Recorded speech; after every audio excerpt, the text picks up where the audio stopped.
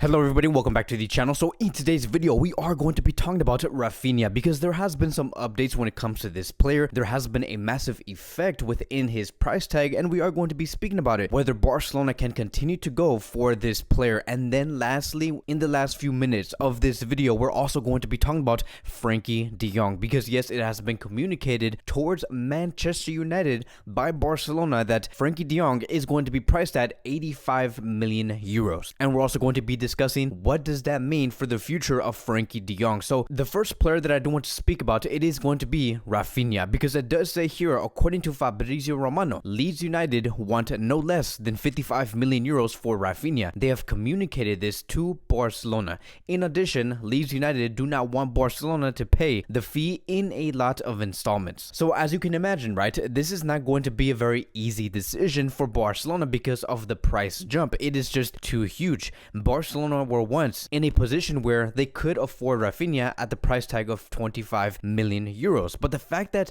Raphinha's price tag has more than doubled, it's really hard to justify that type of price tag, because I know that this club has done the data and they have brought in the studies and they know just how well Raphinha can gel in with this Barcelona club. They probably did say, okay, Raphinha does okay. He is going to be needing some work on refining some certain things within his game. 25 million euros does seem like a good price. But then they have also said, okay, if it's going to be 55 million euros or more, we don't believe that a price tag like that is going to be worth it. And it does say here, according to Red Level, and they have stated that Barcelona still has Raphinha on their list, but no longer as a primary main target. And so just notice, right, just how easy it was for Raphinha to be dropped down on that list, because it really does show you that Barcelona will only go so far for this player. And I'm very interested to know who is going to now be that primary target for that right wing position, because it could come down to a multitude of things. Like, it could be either point number one, Barcelona focus on renewing Dembele 100%, or it could be point number two, they say, okay, let's go for Gnabry from Bayern Munich, where his price tag is around 40 to 45 million euros. Or they could say, let's just focus on Alex Collado and Abde and have these two players become a 8 out of 10s and not just sign one 9 out of 10 player. So Xavi does have a lot of decisions to make. I'm sure that he does have a lot of probabilities on his list on what to do next. In my opinion, I do think that a player like Gnabry would be a great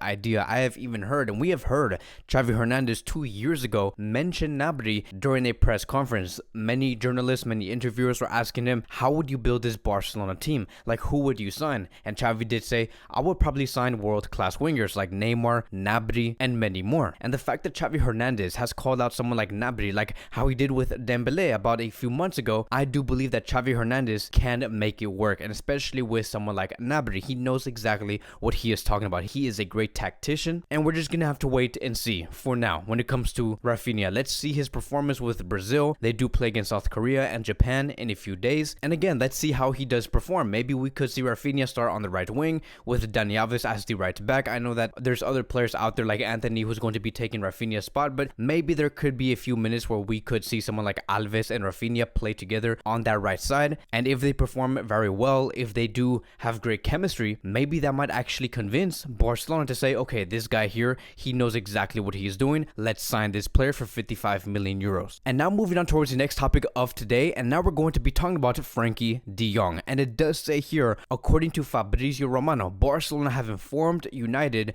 the price for Frenkie de Jong is around 85 million euros. There has already been direct contacts between Barcelona and Manchester United. He has also said, and I quote, during the contacts, United have told Barcelona that their intention is to keep pushing and trying to make such a deal a reality. De Jong, as of today, still considers Barcelona his priority, as well as the Champions League especially. And so here's the thing, right? I'm going to be making a few points when it comes to Frenkie's potential sale from Barcelona. So the first thing I do want to say is this, and I really want you guys to pay attention to what I am going to be saying here. The fact that Barcelona are negotiating with Manchester United for Frenkie de Jong, Frenkie is no longer untouchable. A few years ago, Frenkie was untouchable, but he is no longer untouchable because Barcelona would have never had negotiations with any other club if it were to come down to someone like Gavi, Pedri, or Ansu, or Ronald Araujo. The fact, again, that Barcelona is having negotiations, talks with United or any other club Frenkie is simply just not untouchable no more. He is someone that is on the market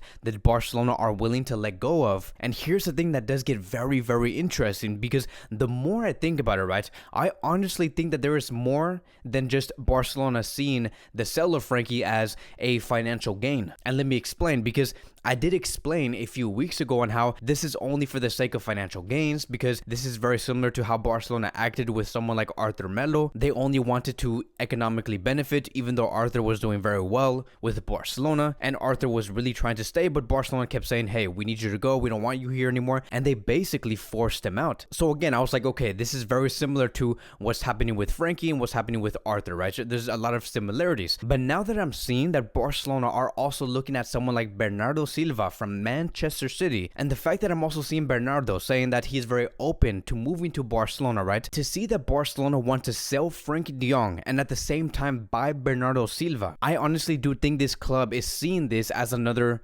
way of improving the squad. They're not just doing this for financial gain, because how are you going to sell Frenkie de Jong for like 85 million euros and then buy Bernardo Silva for like 65 million euros? Like, to me, it doesn't seem like Barcelona want to sell Frenkie for that big financial gain. I really do see that Barcelona are saying there are other players out there in Europe that are better than Frenkie de Jong. Frenkie is currently not the best option for Barcelona no more, and so it's dangerous, right? It's dangerous because it's really starting to seem like Barcelona are no longer betting on Frenkie, and that they just want to build around Pedri, Gavi, and Kessie and some other player like someone like Bernardo Silva. And the moment Frenkie does realize that, that is where I do think Frenkie is going to be saying, okay, that is the last straw. If you guys do not count on me, if you guys want to switch to another player besides me, and you guys want to build around Gavi, Pedri, and Kessie, and someone like Pablo Torre, then I'm going to be leaving, because I do want to play some minutes, because I need to be active every weekend. So again, all of this is just speculation. It's just when you look at everything overall and you put all the pieces together, it's really starting to make sense on just how Barcelona is viewing Frenkie and where this might potentially go. But let me know in the comment sections down below what you guys think about this whole thing. Do you guys think that if Barcelona were to sell Frenkie and bring in someone like Bernardo, would you think that is a good idea? Again, let me know in the comment sections down below. Thank you guys so much for watching. If you guys are new here, welcome to the channel. Please like, subscribe, comment, and I will see you guys in the next video.